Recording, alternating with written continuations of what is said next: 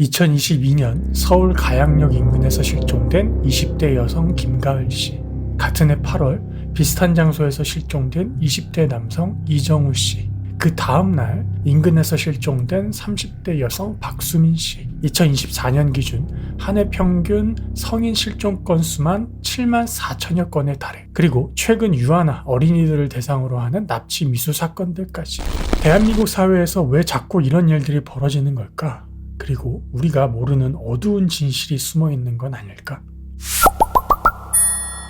2024년 경찰청과 보건복지부 발표에 따르면 해당 연도 실종 신고 건수는 총 49,624건. 하지만 이 수치에는 충격적인 허점이 있는데, 이 통계는 오직 18세 미만 아동과 장애인, 그리고 치매 환자만을 대상으로 했다는 거야. 해당 연도 성인의 실종 신고 접수 건수는 한 해에만 7만 4천여 건에 달하고, 그중 여전히 찾지 못한 성인 실종자는 6,809명이야. 근데 문제는 이렇게 누군가 실종이 되더라도 제대로 찾을 수 있는 방법이 없다는 건데, 아동과 장애인의 경우 실종 아동 등의 보호 및 지원에 관한 법률에 따라 영장 없이도 CCTV 확인, 위치 추적, 통화 기록 조회가 가능해 경찰의 도움을 받을 수 있지만, 성인은 다르거든. 성인 실종에 관한 별도 법률이 없어서 성인이 없어질 경우 원칙적으로 가출로 간주되기 때문에 범죄 혐의가 명확하지 않으면 경찰은 강제 수사가 불가능하다는 게 그 이유야. 그럼 실종 피해를 입은 가족들은 어떻게 대응해야 할까? 가족들은 경찰의 도움을 충분히 받지 못해 사립탐정 등 민간 수색기관에 의존하기도 하는데, 국내 1호 탐정 임병수 씨는 가족 신고 외에 경찰 대응이 거의 없는 성인 실종 사건만 별도로 따져보면 연간 최소 300명 이상은 민간 차원에서 스스로 찾기 시도 중이다 라고 언급하기도 했어. 실종 사건의 골든타임은 48시간이라는 말이 있는데, 그 이후에는 실종자를 찾을 확률이 현저히 낮아진다라는 보고도 있어. 이처럼 실종 초기에 제대로 대응되지 못하는 구조 속에서 성인 실종 피해자들은 그저 전단지를 돌려 수소문하거나 제한적인 권한을 가질 수밖에 없는 민간 탐정에게 의지할 수밖에 없는 게 현실인 거지. 그렇다면 이렇게 사라진 사람들은 정말 어디로 가는 거고 무슨 일이 일어나는 걸까? 경찰은 실족사, 야생동물과의 조우, 자발적인 잠적 등을 운운하지만 탐정들이 의심하는 것 중 가장 유력한 건 바로 납치로 인한 장기 적출 피해야. 2024년 기준 국내 장기 기증자는 3,931명. 하지만 장기 이식을 기다리는 대기자는 5만 명이 넘는데 평균 대기 기간은 약 6년이야. 하지만 6년을 기다리더라도 실제 장기를 이식받을 수 있는 사람들은 대기자의 7.17%에 불과하지. 공급보다 수요가 훨씬 많은 구조거든. 이 범주를 국외로 넓혀보면 장기 이식을 원하는 사람의 숫자는 훨씬 늘어나겠지. 만약 내가 장기 이식만이 살 길인데 내가 돈과 권력까지 있다면 무슨 수를 써서라도 구해서 살고 싶어 하는 게 인간이잖아. 이러한 욕구가 장기 매매 시장을 만드는 원천이라는 거야. 범죄 영화에만 나오는 얘기 아니냐고?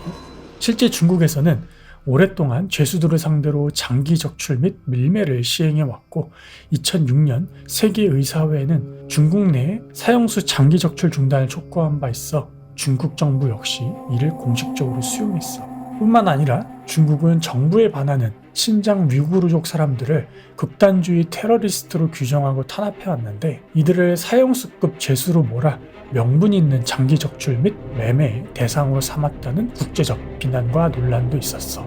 또 다른 사례로 해외 언론과 일부 의료 전문 포럼 자료에 따르면 중국 내 일부 하층민들이 경미한 질병으로 병원에 입원했다가 수면 마취 후 신장을 적출당했다라는 의혹 사례, 그리고 해외 의료 관광 환자 대상으로 이루어진 비공식 루트의 장기 이식 행위 등이 제기되기도 했어. 맹장 수술하러 갔다가 나도 모르는 사이에 신장을 떼었다. 정말 섬뜩하지. 중국과 인접한 우리나라도 예외일 수가 없는데, 실제로 2013년에는 사람으로 만든 인유 캡슐이 불법 판매되다가 적발되기도 했고, 2015년 국내 장기 매매 브로커가 10대 가출 청소년들에게 접근해 간 2억, 신장 1억 5천만 원의 밀매를 시도했지. 2019년 가막산에서 발견된 머리 없는 시신 사건은 유서가 있다라는 이유로 자살로 결론 지어졌지만 머리와 머리카락, 휴대폰이 각각 다른 곳에서 발견되는 등 의문점이 참 많았어. 2022년 실종됐었던 20대 이정우 씨의 경우도 전신에서 분리된 하체만 강화도 인근 갯벌에서 발견돼 충격을 안겨줬지. 이런 식으로 적출된 장기들은 얼마에 거래될까? 2012년 외국 의학 전문 사이트에 따르면 신장 3억 원, 간 1억 7천만 원, 심장 1억 3천만 원으로 거래된다고 알려져 있고 국내에서는 이보다 두세 배 높은 가격에 거래되는 걸로 추정되고 있어. 잔혹한 범죄를 수반해야 하지만 그만큼 돈이 들기 때문에 근절되지 않는 거지. 납치 및 실종은 국내에서만 벌어지는 일이 아닌데 최근 동남아시아에서 한국인을 대상으로 한 납치 사건이 급증하고 있어. 캄보디아, 미얀마 등에서 관광객들을 납치하거나 취업 사기로 유인한 뒤 납치하는 사건들이 대표적이야. 피해자들은 보이스피싱원으로 고용돼 강제 노동 착취, 성매매 등을 넘어 장기 매매까지 협박당한다고 증언했지. 2018년부터 2023년까지 5년간 해외에서 실종된 한국인은 신고된 건만 41명, 신고되지 않은 건수는 파악조차 불가능한 상황이야. 미국 국무부의 인신매매 보고서에서 한국을 1등급으로 분류하며 안전국가라고 파악하지만 이는 역설적으로 보면 우리가 실상을 제대로 파악하지 못하고 있다라는 반증일 수도 있어. 요즘같이 스마트폰이 보급화되고 CCTV가 전국에 깔린 시대에 과연 실종이라는 게 있을 수 있을까? 생각해보면 납치와 실종은 90년대 초까지 아직 정보통신망이 원활하지 않았던 우리 사회 구시대의 산물 같은 거라 여긴 적이 있었는데 잘 둘러보면 여전히 우리 사회에는 사라진 사람들 그리고 그 뒤에는 애타게 그들을 찾는 가족들이 많아. 문제는 오늘날의 실종과 납치는 그 원인이 가볍지 않아 보이기 때문에 성인 실종에 대한 법적, 제도적 보완과 관심이 더 필요한 시기라는 거지.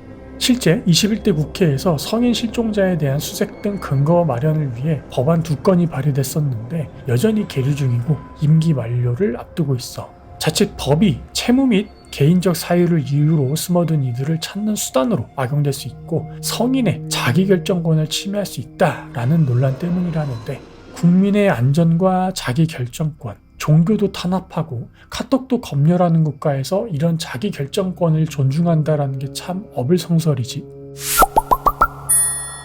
언제부턴가 국내에서 정말 잔인한 강력범죄 사건을 많이 접하게 되는 요즘 대한민국이 더 이상 마약 청정국도 아니고 남녀노소를 떠나 이제는 밤길을 혼자서 다니기 위험한 우범국이 된 건 아닐까라는 생각이 참담하지만 그래도 현실이 이렇게 변했다면 분명 조심해야겠지. 이건 단순히 불안 심리를 조정하는 게 아니라 현재 전 세계는 어설픈 선민의식으로 받아들였었던 난민이나 신원이 불분명한 이민자들의 미륵국으로 인해 이전에는 경험해보지 못했었던 수준의 강력한 범죄로 몸살을 앓고 있어. 이런 상황에서 우리나라는 굳이 대문을 활짝 열어두고 특히 무비자로 중국인들을 외국인들을 받아들여야 하는 이유가 뭘까? 단기적인 관광 수입이나 지역경제 활성화도 좋지만 국민의 안전과 국제 치안 1위라는 압도적인 국가 브랜드보다 중요한 게 있을까? 우리는 이미 제주도의 사례를 통해 무차별적으로 외국인, 특히 중국인들을 받았을 때 어떤 상황이 벌어지는지 알고 있어. 법과 질서가 무너지고 부동산은 빼앗겼으며 오성기가 대한민국 땅에 펄럭이는 걸 보게 됐지. 전국을 대상으로 하는 이번 무비자 입국은 어떤 결과를 초래할까? 중국이 주변 국가들을 피 한 방울 흘리지 않고 장악하는 전략이 있지. 첫째, 언론을 장악해 국민의 눈과 귀를 막는 것. 둘째, 부정선거를 통해 정치인을 포섭하고 법안을 바꾸는 것. 셋째, 연예인 및 문화를 장악해 국민을 세뇌시키는 것. 넷째, 기업을 인수하고 경제를 장악하는 것.